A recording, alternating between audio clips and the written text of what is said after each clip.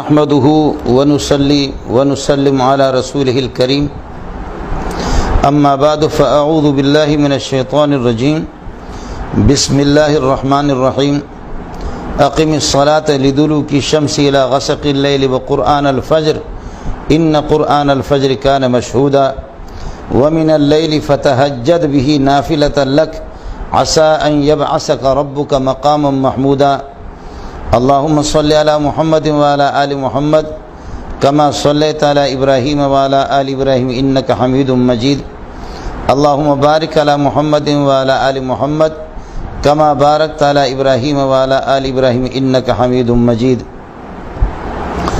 معزز دوستو، عزیزو، بزرگو،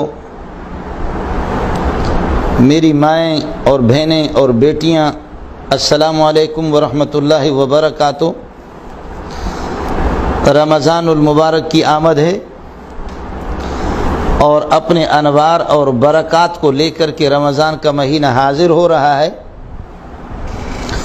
اللہ صحابہ کرام رضوان اللہ تعالیٰ علیہم اجمعین والا وہ جذبہ بھی ہمیں نصیب فرمائے، پیارے پیغمبر صلی اللہ علیہ وسلم والا وہ جذبہ ہمیں نصیب فرمائے، اس کا کروڑواں حصہ اگر ہمیں امت کو نصیب ہو تو ہماری نجات کے لیے کافی ہے۔ ہمیں پیارے پیغمبر صلی اللہ علیہ وسلم کی وہ خوشیاں کی رمضان کی جب آمد ہو تو آپ فرماتے یا ایھا الناس قد اضلکم شہر عظیم، یا ایھا الناس قد اضلکم شہر عظیم شہر مبارک شہر فیہ لیلۃ خیر من الف شہر۔ کتنی خوشی کا آپ اظہار فرما رہے ہیں، اور آپ یہ کہ تراویحوں کا، نوافل کا کتنا اہتمام فرما رہے ہیں۔ یہ بالکل واضح بات ہے، اور امت مسلمہ کو اس وقت سے لے کر اب تک 1400 برس گزر چکے، 15ویں صدی شروع ہونے والی ہے، اور اتنے دور تواتر کے ساتھ، تواتر طبقہ اور تواتر عملی، تواتر کے ساتھ تراویحوں کا اہتمام ہوتا رہا ہے۔ صحابہ نے اس کا اہتمام کیا۔ حرمین میں کبھی بھی 8 رکعتیں تراویحوں کا 8 رکعتیں تراویح پڑھی گئی ہو، یہ کبھی بھی اس کی تاریخ میں بھی نہیں ہے۔ ترمذی جلد اول کے اندر امام شافعی رحمۃ اللہ علیہ فرماتے ہیں کہ جب سے میں نے ہوش سنبھالا ہے اور اپنے شہر مکے میں، بلد حرام میں مکے میں نے لوگوں کو دیکھا ہے کہ 20 رکعتیں تراویح وہ ضرور پڑھتے ہیں۔ ترویحۃ عربی میں کہتے ہیں 4 رکعت کے بعد بیٹھ کر کے تھوڑی سی دعائیں اور ذکر و اذکار کا اہتمام کرتے ہیں، یہ ترویحۃ ہوتا ہے۔ 8 رکعت کے بعد ترویحتان، 12 رکعت ترویحات، 16 اور 20 اس کو کہتے ہیں تراویح۔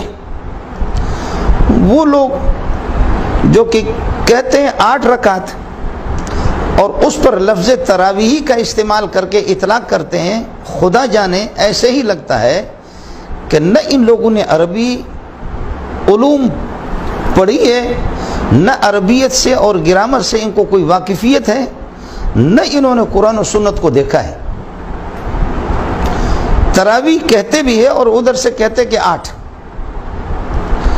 اور امت کو، عام طبقہ کو اس طریقہ پر تشویش میں اور پریشانی میں مبتلا کرنا کہ بخاری میں ہے، بخاری کا نام لے کر کے، بخاری میں ہے کہ ما کان یزید، حضرت عائشہ کی روایت ہے کہ ما کان یزید فی رمضان ولا فی غیری علی 11 رکعتا، کہ پیارے پیغمبر صلی اللہ علیہ وسلم رمضان اور غیر رمضان میں 11 رکعت سے زیادہ نہیں پڑھتے تھے۔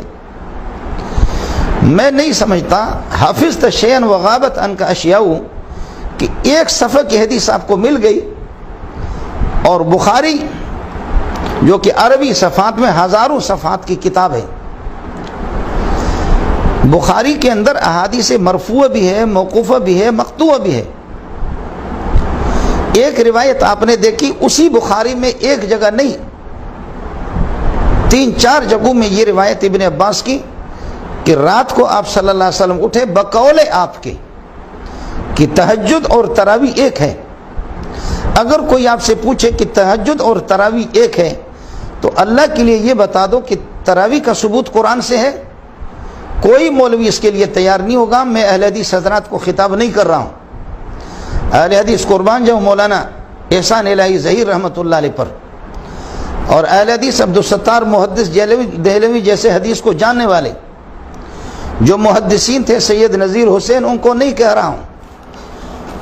اس طبقے کو کہہ رہا ہوں کہ اللہ کرے کہ مجھے اور آپ کو آپس میں بٹھا دے. خدا ہماری حکومتوں کو توفیق دے دے کہ آپ جیسوں کو میرے ساتھ بٹھا دے اور کچھ علماء بیٹھ جائیں. پھر دیکھ لیں. ما کان یزید فی رمضان ولا فی غیر علی 11 رکعتن، یہ روایت تو ہے ابن عباس کی. یہ روایت بھی ہے کہ رات کو آپ اٹھے.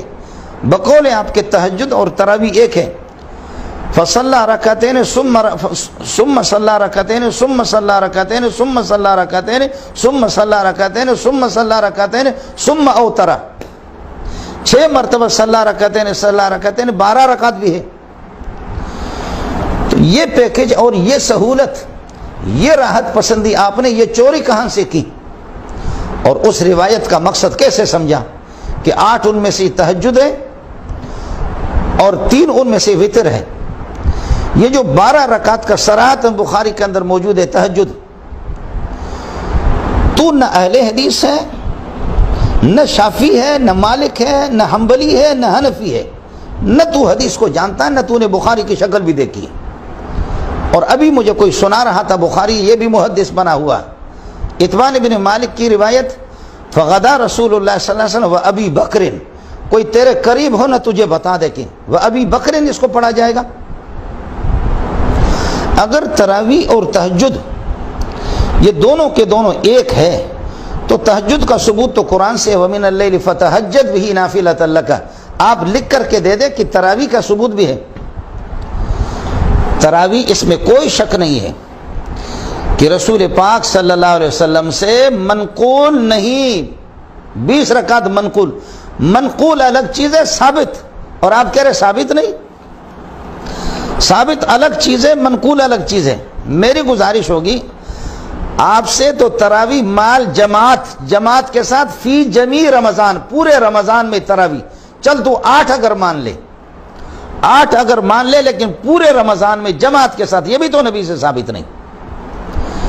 جماعت کے ساتھ پورے رمضان میں، عشاء کے بعد متصلاً 1، جماعت کے ساتھ پورے رمضان میں 2، ختم قرآن یہ بھی سنت پورے رمضان میں ختم قرآن.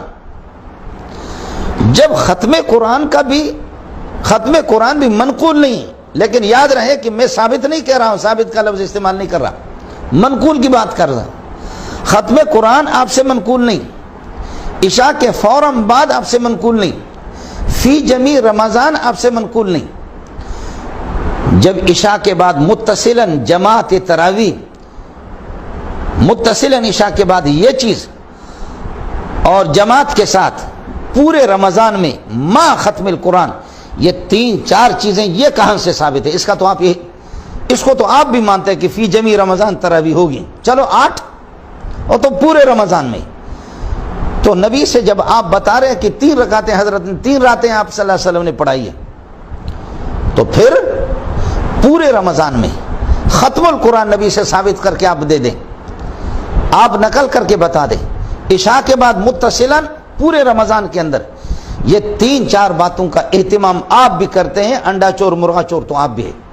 جب یہ باتیں لازمی طور پر مجبور ہو کر کے آپ کو کہنا پڑے گا اس کا ثبوت امت سے ہے، صحابہ سے ہے. جب صحابہ سے اس کا ثبوت ہے تو 20 رکعت بھی صحابہ سے ثابت ہے، یہ حضرت عمر سے ثابت ہے. پھر ہر چیز کو مجھے یہ اللہ کی ذات سے کبھی امید ہے، بعض متواتر اعمال ہے، تواتر عملی اور تواتر طبقہ کے ساتھ مروی ہے. تواتر طبقہ تواتر عملی کے ساتھ مروی ہے.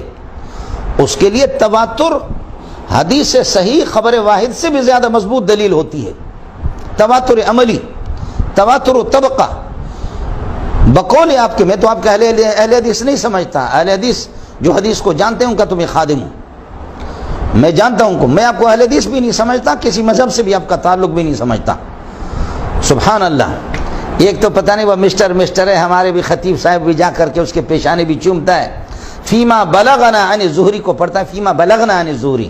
یہ ہمارے دوسرے تیسرے سال کے جو عربی پڑھنے والا ہوتا ہے اس کو بھی پتا ہوتا ہے بلغنا الگ چیز ہے اور بلغنا الگ چیز ہے.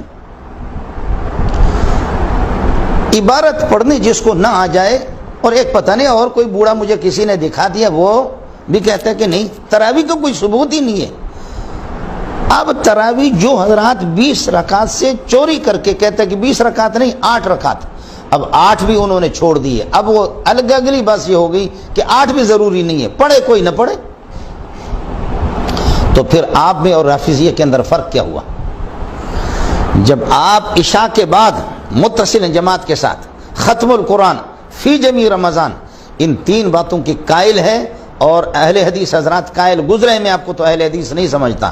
اہل حدیث جو واقعتاً حدیث کو جانتے ہیں، حدیث کا کون انکار کر سکتا ہے؟ یہ چیزیں جب صحابہ کو آپ حجت سمجھتے ہیں، اور اگر آپ اس روایت کو بھی صحیح سمجھتے ہو علیکم بسنتی وسنت الخلفاء الراشدین المہدیین، جو صحابہ کا اس پر اجماع عملی ہے، اجماع سکوتی ہے، امت کا اس پر اجماع ہے. اجماعی مسائل کو چھیڑ کر کے جب یہ 3-4 باتیں ان کا ثبوت ان کی نقل رسول پاک صلی اللہ علیہ وسلم سے نہیں، ان کے لیے ان میں آپ صحابہ کو حجت سمجھتے ہیں، تو اس 20 کے اندر بھی حجت آپ کو صحابہ کو ماننا پڑے گا.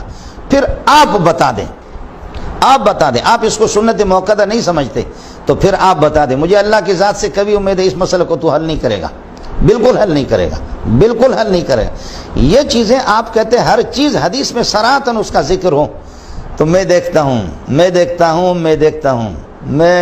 مجھے اللہ کی ذات سے کبھی امید ہے، ناک رگڑ کر کے اس کا جواب دے دینا.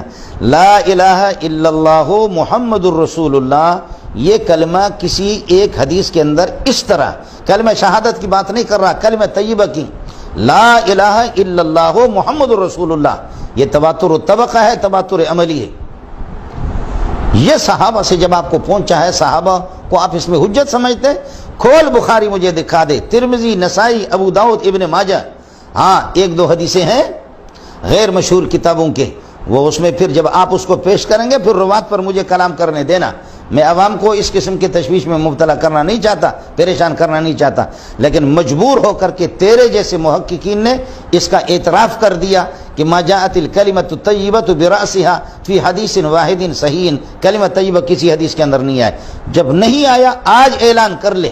جب کلمے میں حجت صحابہ کو سمجھتے ہو، تابعین کو، تبع تابعین کو سمجھتے ہو، اور امام شافعی، مالک، احمد بن حنبل کو سمجھتے ہو حجت، تو اس کلمے کے اندر ان کو حجت سمجھتے ہو، تو تراویح 20 رکعت میں بھی آپ کو حجت ماننا پڑے گا. تواتر کے ساتھ بہت سے اعمال تواتر کے ساتھ ثابت ہے.